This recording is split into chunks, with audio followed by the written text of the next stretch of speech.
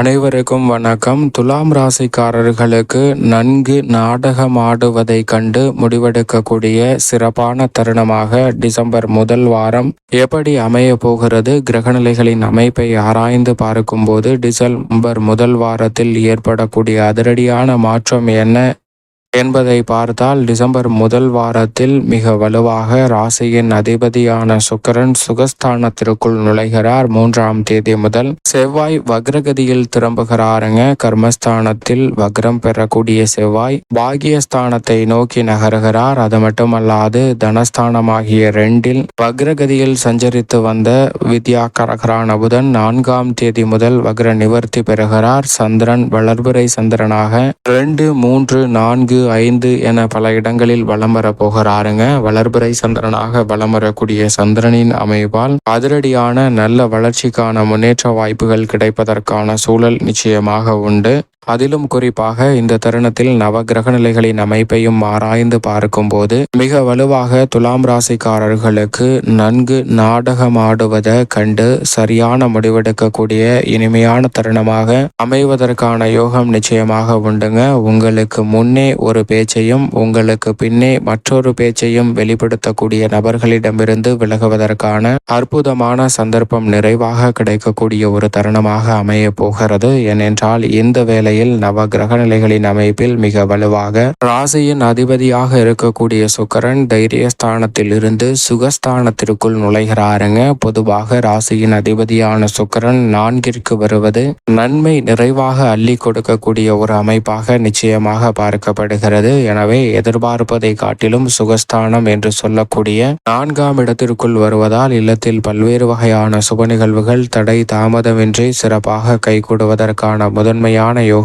உண்டு. எதை செய்தாலும் சிறப்பான முறையில் செய்வதற்கான நல்ல வாய்ப்பு உண்டு. அது மட்டுமல்லாது நீங்கள் இருக்கும்போது உங்களுக்கு சாதகமாக பேசக்கூடிய நபர்கள் நீங்கள் சென்ற பிறகு உங்களை ஏளனம் செய்யக்கூடிய சூழ்நிலையை நிறைவாக அறிந்து கொள்வதற்கான முதன்மையான யோகம் கிடைக்கிறது. எனவே நல்ல முடிவெடுத்து பல அதிரடியான சுப நிகழ்வுகளையும் கைகூடுவதற்கான யோகத்தை நிச்சயமாக உருவாக்கி கொடுக்கிறதுங்க. ஏனென்றால் நீங்கள் இருக்கும்போது உங்கள் குழந்தை என்பதை நம்ம குழந்தைக்கா நல்ல மாப்பிள்ளை கிடைக்காது, நம்ம பையனுக்கா நல்ல பொண்ணு கிடைக்காது என்று இனிமையாக சொல்வார்கள். ஆனால் நீங்கள் சென்றதற்கு பிறகு இவனோடு போய் யாராவது சம்பந்தம் வச்சுக்குவாங்களா, இவனுக்கு பொண்ணே கிடைக்காது, மாப்பிள்ளையே கிடைக்காதுன்னு அப்படியே எதிர்மறை டோனில் பேசக்கூடியவர்களை மிக வலுவாக கண்டறிந்து கொள்வதற்கான நல்ல சந்தர்ப்பம் நிச்சயமாக உண்டு. அதை கண்டறிவதோடு மட்டுமல்லாது அவர்களை தங்களுடைய வாழ்வில் இருந்து விலக்குவதற்கான நல்ல சந்தர்ப்பமும் நிறைவாக கிடைக்க போகிறது.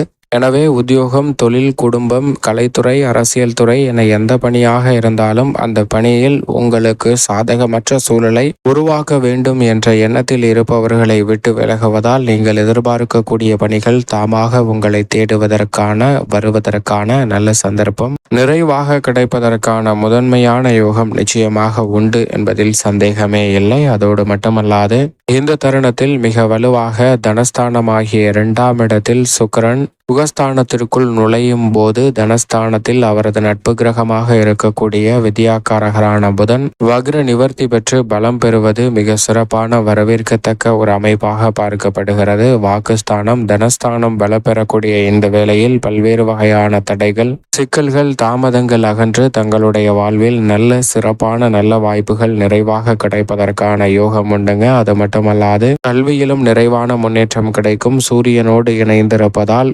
இல்லத்தில் பல்வேறு வகையான சுப நிகழ்வுகள் தடையில்லாமல் சிறப்பாக சந்திப்பதற்கான யோகம் நிச்சயமாக துலாம் ராசிக்காரர்களுக்கு உண்டு. சந்திரனும் இந்த வேளையில் வளர்பிறை சந்திரனாக வலம் வருவதால் எந்த காரியத்தை கையில் எடுத்தாலும் தடை தாமதம் இல்லாமல் கணக்கச்சிதமாகவும் துல்லியமாகவும் செய்து முடிப்பதற்கான நிறைவான நன்மை தரக்கூடிய ஆற்றல் நிறைந்த ஒரு தருணமாக அமைய போகிறதுங்க. மேலும் முழு சுப கிரகமாக இருக்கக்கூடிய குரு அஷ்டமத்தில் இருந்தாலும் அங்கு வக்ரம் பெற்றிருக்கிறார். எனவே எதிர்பார்ப்பதை காட்டிலும் குடும்ப உறவுகளுக்கிடையே இருக்கக்கூடிய மன வருத்தம், சங்கடம் நிச்சயமாக நீங்குவதற்கான யோகம் உண்டு. திட்டமிட்ட பணிகளை தடை தாமதம் இல்லாமல் துல்லியமாகவும் சிறப்பாகவும் செய்து முடிக்கக்கூடிய வலுவான ஆற்றல் நிறைவாக கிடைக்க போகிறது. அதோடு மட்டுமல்லாது பல்வேறு வகையான காரிய தடைகள், சிரமங்கள், சிக்கல்கள் அனைத்தும் விலகி தங்களுடைய வாழ்வில் நிறைவான வளர்ச்சியும் முன்னேற்றத்தையும் பெறக்கூடிய வகையில் பல புதிய வாய்ப்புகளை நிறைவாக அள்ளி கொடுக்கிறாருங்க.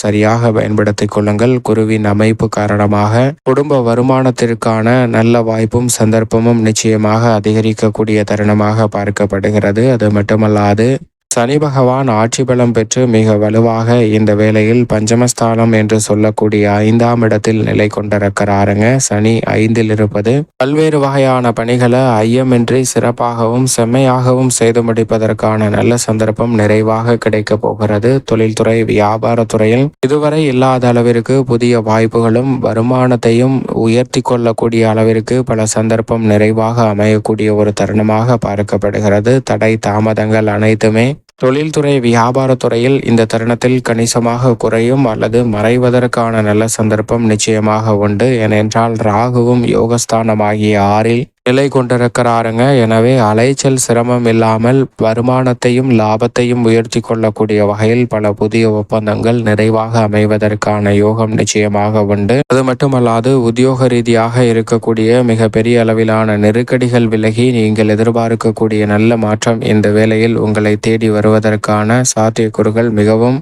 வலுவாகவும் நிறைவாகவும் கிடைக்க போகிறது. எனவே பெரிய அளவிலான தடைகள், தாமதங்களை விலக்கி நல்ல முன்னேற்றத்தையும் வளர்ச்சியையும் நிச்சயம் இந்த தருணத்தில் நிறைவாக சந்திப்பதற்கான யோகம் வலுவாக கிடைக்கிறது. அதோடு மட்டுமல்லாது விரயத்தில் மோட்சக்காரகரான கேது இருந்தாலும் கூட சுப விரயங்களை நிறைவாக இந்த தருணத்தில் அனைத்து விதமான பணிகளிலும் சந்திப்பதற்கான முதன்மையான யோகம் கிடைக்கிறது. எனவே மிக பெரிய அளவிலான காரிய தடைகள் கூட விலகி இந்த தருணத்தில் சிறப்பான நல்ல வாய்ப்பும் சந்தர்ப்பமும் நிச்சயமாக அமைய போகிறது. சரியாக பயன்படுத்திக் கொள்ளுங்கள். அதோடு மட்டுமல்லாது மங்களக்காரகன், பூமிக்காரகன் என்று அழைக்கக்கூடிய செவ்வாய் மிகவும் வலுவாக கர்மஸ்தானம் என்று சொல்லக்கூடிய 10ஆம் இடத்தில் நீச்சம் பெற்றிருக்கிறார். அங்கு வக்ரம் பெற்று 9ஆம் இடமான பாகியஸ்தானத்தை நோக்கி நகர்கிறார். வித்யா காரகரான புதன் 2இல் இருக்கும் போது கர்மத்தில் செவ்வாய் வக்ரம் பெற்றிருப்பது பெரிய அளவிலான சிரமம் இல்லாமல் நல்ல வாய்ப்புகளையும் முன்னேற்றத்தையும் நிச்சயம் நிறைவாக ஏற்படுத்தி கொடுக்கக்கூடிய ஒரு சிறப்பான அமைப்பாகவும் சாதகம் நிறைந்த ஒரு தருணமாகவும் தான் பார்க்கப்படுகிறது. எனவே கலைத்துறை, அரசியல் துறை மட்டுமல்ல